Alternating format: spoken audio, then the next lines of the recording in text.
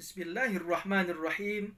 Assalamualaikum warahmatullahi wabarakatuh. Alhamdulillahi rabbil alamin. Allahumma salli wa sallim ala sayyidina Muhammadin wa ala alihi wa sahbihi ajma'in.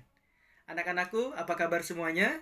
Semoga semuanya sehat walafiat dan senantiasa berada dalam ridho dan lindungan Allah Subhanahu wa taala. Amin ya rabbal alamin.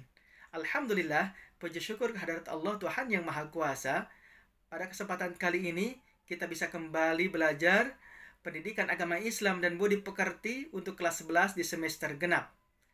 Dalam kesempatan kali ini, kita akan melanjutkan materi bab yang ke-10, yaitu tentang perkembangan Islam pada masa modern.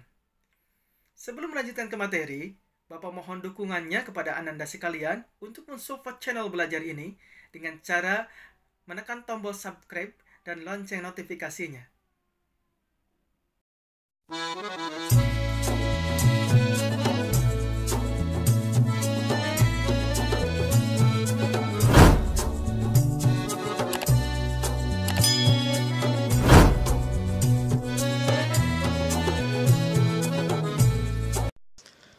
Mari kita awali belajar hari ini dengan membaca doa sebelum belajar.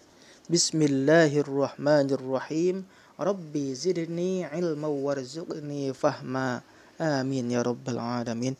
Mudah-mudahan pembelajaran kita hari ini diberikan kelancaran dan kemudahan oleh Allah Subhanahu wa taala. Tokoh-tokoh pembaruan dunia Islam pada masa modern. Banyak sekali tokoh-tokoh pembaruan yang pokok pikiran maupun jasanya di berbagai bidang telah memberikan sumbangsi bagi umat Islam di dunia. Berikut beberapa tokoh-tokoh terkenal yang mempelopori gerakan pembaruan dunia Islam. Pertama, ada Muhammad bin Abdul Wahhab. Beliau lahir di Uyainah, Najd, Saudi Arabia tahun 1703 Masehi. Ia mempunyai gerakan yang kemudian dikenal dengan Wahabi. Ia mempunyai pemikiran berikut. Pertama, Al-Quran dan hadis merupakan sumber hukum asli ajaran Islam, sedangkan pendapat para ulama bukan merupakan sumber Islam. Dua, taklid pada ulama tidak dibenarkan. Tiga, pintu ijtihad tetap terbuka dan boleh dilakukan dengan jalan kembali pada Al-Quran dan hadis. Dua, Syah Waliullah. Beliau lahir di Delhi tanggal 21 Februari 1703 Masehi. Ia banyak menulis buku antara lain Hujjatul Balighah, Fuyud al-Haramain, dan Al-Fawzul Kabir fi Usul fit Tafsir. Menurut Syah Waliullah, kemunduran umat Islam disebabkan beberapa hal berikut.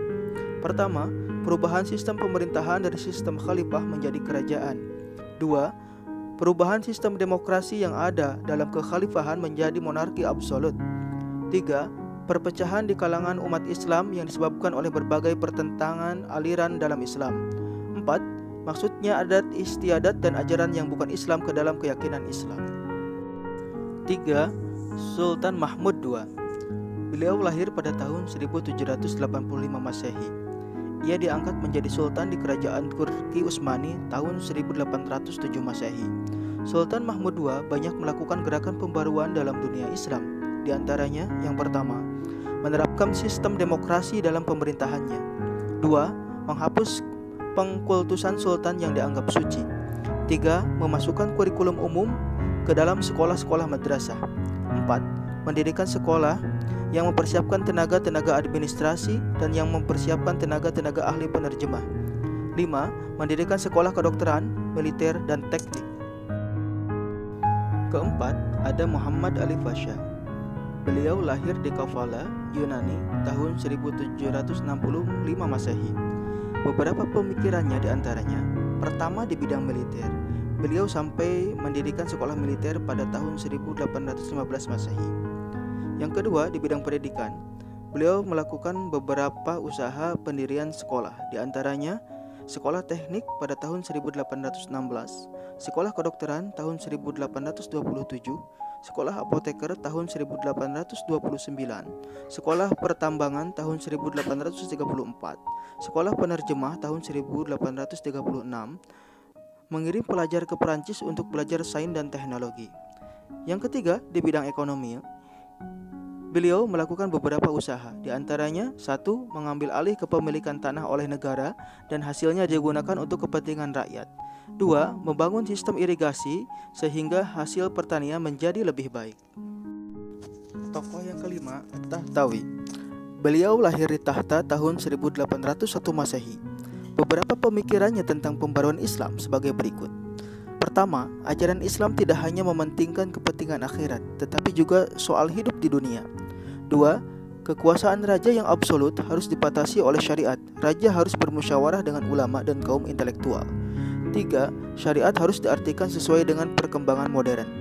4. Kaum ulama harus mempelajari filsafat dan ilmu pengetahuan modern agar syariat dapat menyesuaikan diri dengan kebutuhan masyarakat modern.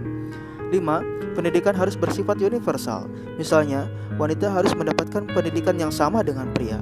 6. Umat Islam harus dinamis dan meninggalkan sifat statis. 6. Jamaluddin Al-Afghani. Beliau lahir di Asadabad tahun 1839 Masehi dan wafat di Istanbul tahun 1879 Masehi. Beberapa pemikirannya diantaranya: 1. Kemunduran umat Islam tidak disebabkan karena Islam tidak sesuai dengan perkembangan zaman dan perubahan kondisi. Kemunduran itu disebabkan berbagai faktor.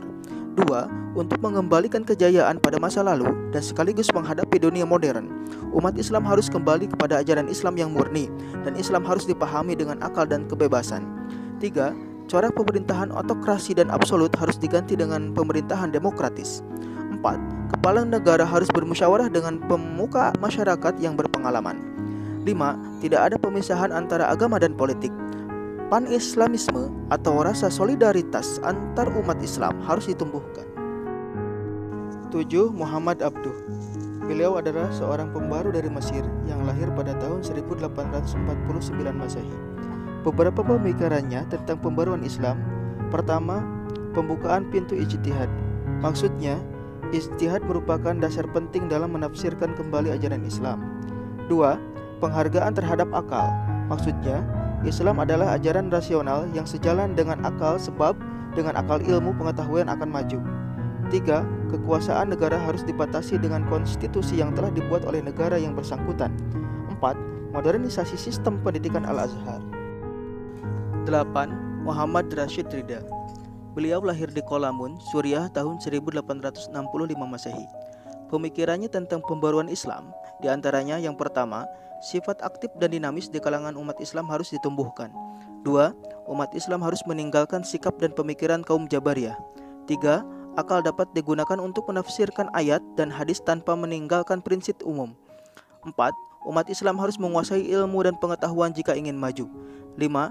Kemunduran umat Islam disebabkan dengan berbagai unsur bid'ah dan khurafat yang masuk ke dalam ajaran Islam.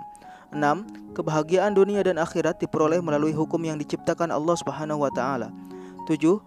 Perlu menghidupkan kembali sistem pemerintahan khalifah. 8. Khalifah adalah penguasa di seluruh dunia Islam yang mengurusi bidang agama dan politik. 9. Khalifah harus seorang mujtahid besar dengan bantuan para ulama dalam menerapkan prinsip Islam sesuai dengan tuntunan zaman. 9. Sayyid Ahmad Khan. Beliau lahir di Delhi tahun 1817 Masehi. Beberapa pemikirannya tentang pembaruan Islam sebagai berikut. Pertama, kemunduran umat Islam disebabkan tidak mengikuti perkembangan zaman dengan cara menguasai ilmu pengetahuan dan teknologi. 2. Manusia bebas berkehendak dan berbuat sesuai dengan sunatullah yang tidak berubah. 3. Sumber ajaran Islam hanya Al-Quran dan hadis. 4. Menentang taklid dan tidak perlu ijtihad sehingga umat Islam dapat berkembang seiring dengan kemajuan ilmu pengetahuan dan teknologi. 5. Satu-satunya cara mengubah pola pikir umat Islam di keterbelakangan adalah pendidikan. 10. Muhammad Iqbal. Beliau lahir di Sialkot, Punjab tanggal 22 Februari 1876 Masehi. Beberapa pemikirannya tentang pembaruan Islam sebagai berikut. 1. Ijtihad mempunyai kedudukan penting dalam pembaruan Islam dan pintu ijtihad tetap terbuka. 2. Umat Islam perlu mengembangkan sikap dinamisme dalam syariat yang mendorong umat Islam untuk bergerak dan jangan hanya diam. 3. Kemunduran umat Islam disebabkan kebekuan dan kejumudan dalam berpikir. 4. Hukum Islam tidak bersifat statis tetapi dapat berkembang sesuai dengan perkembangan zaman. 5. Umat Islam harus menguasai sains dan teknologi. 6. Perhatian umat Islam terhadap zuhud menyebabkan kurangnya perhatian terhadap masalah-masalah keduniawian dan sosial masyarakat. Pengaruh gerakan modernisasi Islam terhadap perkembangan Islam di Indonesia. Pendorong gerakan pembaruan Islam yang terkenal adalah Jamaluddin Al-Afghani. Ia mengajarkan solidaritas pan-Islam dan pertahanan terhadap imperialisme Eropa dengan kembali kepada Islam. Gerakan yang lahir di Timur Tengah itu memberikan pengaruh besar kepada gerakan kebangkitan Islam di Indonesia, bermula dari pembaruan pemikiran dan pendidikan Islam di Minangkabau, disusul kemudian dengan pembaruan di bidang pendidikan yang dilakukan oleh masyarakat Arab di Indonesia. Kebangkitan Islam di Indonesia makin berkembang dengan terbentuknya organisasi sosial keagamaan seperti Serikat Dagang Islam di Solo pada tahun 1911, Perserikatan Ulama Majalengka pada tahun 1911, Muhammadiyah di Yogyakarta pada tahun 1912, Persatuan Islam di Bandung pada tahun 1923, Nahdlatul Ulama di Surabaya pada tahun 1926, dan Persatuan Tarbiyah Islam di Candung, Bukit Tinggi pada tahun 1930. Selanjutnya, muncul partai-partai politik seperti Serikat Islam yang merupakan kelanjutan dari SDI, Persatuan Muslimin Indonesia di Padang Panjang pada tahun 1932. Perilaku cerminan terhadap penghayatan sejarah perkembangan Islam pada masa pembaruan. Berikut beberapa perilaku yang dapat dijadikan cerminan terhadap penghayatan akan sejarah perkembangan Islam pada masa pembaruan. 1. Melalui proses belajar akan dapat diperoleh kemajuan yang lebih baik bagi generasi-generasi muslim di masa depan, sebab ilmu pengetahuan dan teknologi di masa pembaruan cukup canggih dan menakjubkan. 2. Menjadikan sumber inspirasi untuk membuat langkah-langkah inovatif agar kehidupan manusia menjadi damai dan sejahtera baik di dunia maupun di akhirat. 3. Menyikapi kejadian masa lalu dengan sikap sabar. 4. Memotivasi diri terhadap masa depan agar memperoleh kemajuan. 5. Mengupayakan agar sejarah yang mengandung nilai negatif atau kurang baik tidak akan terulang lagi. 6. Membangun masa depan berdasarkan pijakan-pijakan yang telah ada di masa lalu, sehingga dapat membangun negara yang baik dan mendapat ampunan dari Allah Subhanahu wa Ta'ala. Demikian materi yang bisa Bapak sampaikan, mudah-mudahan dapat dipahami dan dapat diamalkan. Bapak mohon maaf apabila dalam penyampaiannya ada kekurangan ataupun kesalahan. Terima kasih semuanya. Sekali lagi Bapak mohon bantuannya untuk mensupport channel ini dengan cara subscribe. Terima kasih semuanya. Kita tutup dengan ucapan hamdalah. Alhamdulillahirabbil alamin. Wassalamualaikum warahmatullahi wabarakatuh.